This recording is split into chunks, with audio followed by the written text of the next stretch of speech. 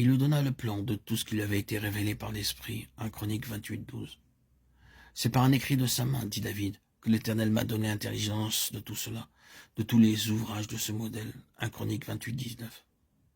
En faisant référence à la déclaration de David concernant l'autel et la maison, 1 Chroniques 22:1, cette association nous parle d'un ordre céleste où la croix est montrée comme le fondement en vue de l'édification de cette maison. Et cela signifie qu'elle est là comme le rayon divin pour éliminer et détruire tout ce qui n'est pas issu de Dieu en Christ. Car rien de ce qui est de l'homme ne pourra entrer dans la constitution de cette maison, mais uniquement ce qui sera en résurrection, c'est-à-dire ce qui est entièrement de Dieu. C'est ce qui est ressuscité en nous qui entre dans la constitution de cette maison, parce que le matériau apporté, cet apport de vie, cette mesure nouvelle de Christ, a été précédé de la mort. Pour qu'il en soit ainsi, il faut que nous explosions jour après jour l'homme naturel à la croix, car il est cette puissance qui retient dans la mort ce qui est de l'homme naturel et fait tarir la source de notre vie propre, afin qu'un jour nous soyons à nos propres yeux comme la verge d'Aaron, un bois mort et desséché. C'est merveilleux quand nos yeux s'ouvrent sur cette grande vérité spirituelle que seul et uniquement ce qui est ressuscité entrera dans la constitution de la maison de Dieu. L'œuvre subjective de la croix ne s'arrêtera pas tant que nous vivrons, et cela pour que la vie de résurrection soit jour après jour notre partage. Mais ce que Dieu nous a donné peut nous être demandé en retour. Isaac était le produit de la puissance de Dieu, et cependant Dieu le demanda en retour à Abraham. La vie dont il nous fait don n'est pas pour notre usage, mais uniquement pour le plaisir, la satisfaction de Dieu. Elle est en nous avec toute la potentialité de sa puissance et la plénitude de la pensée de Dieu pour l'homme.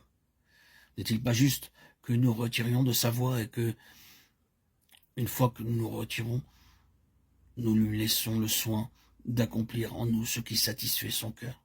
N'est-il pas juste que nous donnions à Christ le trône en nous et que ce que nous sommes par nature demeure sur la croix? Oui, c'est cela que Dieu attend de nous. C'est juste cela qu'il désire entendre de nous. Oui, il aime que nous lui disions « Père, ma place est sur la croix et le trône est pour ton Fils bien-aimé ». C'est en vérité de cette façon, sur cette base, que la maison est édifiée. Et ceci nous amène à la conclusion que c'est après un travail intérieur profond et par les voies de Dieu que fut donnée à David la révélation du temple, une représentation en type et symbole de Christ et son Église. Nous voudrions voir, et cependant Dieu ne peut nous révéler encore ce qu'il a dans son cœur avant que nous soyons passés par une expérience profonde de notre mort avec lui et que les profondes eaux de l'épreuve ne soient passées sur nous.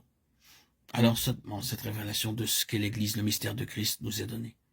Mais avant que nous puissions voir la maison, il nous révélera le Fils, l'objet de son amour. Et précédant ces révélations, la croix comme l'infranchissable barrière dressée devant l'homme naturel.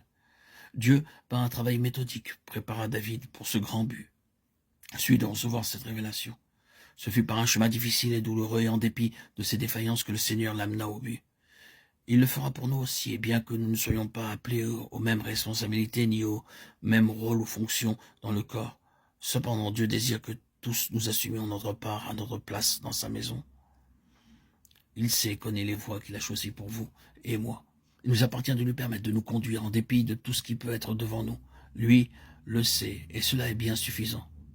Voir est coûteux, mais c'est infiniment précieux pour lui. Nous ne lui refuserons donc pas ce qu'il demande. Même notre Isaac, afin que son triomphe s'établisse en nous, et que nous soyons avec lui dans les âges à venir. En vérité, nous ne pouvons édifier cette maison sans la révélation, mais uniquement sur la base de ce qui a été vu. Sans révélation, l'homme introduit sa sagesse naturelle, celle de son intelligence, et Dieu ne se trouvera jamais dans une telle œuvre. Il nous laissera et continuera tranquillement son œuvre avec ceux qui auront été incorporés sous sa tutelle. Ceux-là seulement atteindront le but et participeront à la satisfaction de son cœur. Que le Seigneur nous trouve avec lui dans sa maison.